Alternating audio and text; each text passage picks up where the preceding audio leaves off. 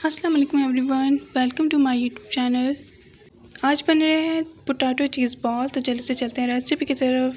तो यहाँ पे मैंने जो है 3 मीडियम साइज़ के आलू लिए थे, उसे मैंने छिलके उतार के बॉईल कर लिया था।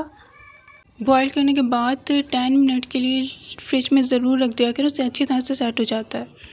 अच्छा, इसमें मैं डालूँगी वाइट पेपर और black pepper half tea spoon और सॉल्ट तो अपनी टेस्ट के हिसाब से इसमें डाल दीजिए। ये मोज़रेला चीज़ मैंने हाफ़ कप लिया है, आप ज़्यादा चीज़ भी ले सकते हैं, इसकी क्वांटिटी भी बढ़ा सकते हैं। ये है ब्रेड क्रम्स, ये है मैदा जिसको हम पानी में इसका मिक्सचर बनाकर इसको डिप करेंगे इसमें।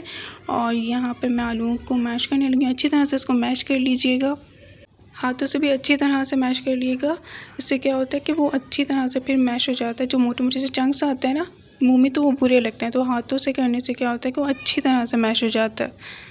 उसके बाद मैंने यहाँ पर 2 टेबलस्पून के करीब जो है मेयोनीज़ डाल दिया था। ये आप ना चाहें तो ना डालें, मैं बच्चों के लिए बनाती हूँ तो डाल देती हूँ।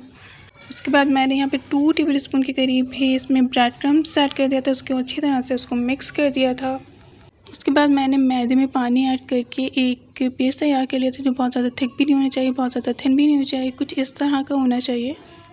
अब यहाँ पे मैं बॉल्स बनाने लगी हूँ। बॉल्स के लिए मैंने आलू का एक पीस लिया, अपने हाथों में उसको फैला लिया, फिर उसमें चीज़ का एक पीस रखा, फिर थोड़ा सा आलू और लिया, उस पर मैंने उसके ऊपर रखकर एक बॉल बना ली।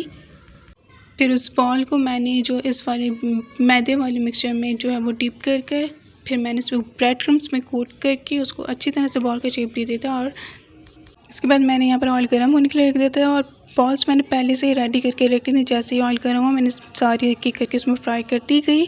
और बहुत ज़्यादा गर्म नहीं होना चाहिए ऑयल, पहले से आप बना कर रख लीजिए, ताकि जैसे ही ऑयल गर्म हो फ़ौरन उसको डालकर उसको फ्राई कर लें। उसको पलटते ना फ़ौरन निकाल दें, क्योंकि ब्रेड क्रम जिसमें भी लगाते हैं हम, कटलेट्स हों, ब्रेड रोल्स हों, तो फिर वो जल जाता है फ़ौरन से। अच्छा जी, तो यहाँ पर हमारी बॉल्स जो है वो फ्राई होने लगी है, तकरीबन होने ही वाली है। जैसे गोल्डन ब्राउन होने लगे आप उसे निकाल लीजिए। तो यहाँ पे मैंने इसे प्लेटर में निकाल दिया है। इसे सर्व कीजिए केचप के साथ, एंजॉय कीजिए और बच्चों को भी एंजॉय करवाइए, क्योंकि बच्चों को मोस्टली बहुत ज़्यादा पसंद होते हैं cheese balls. Thanks for watching. अल्लाह हाफ़िज़।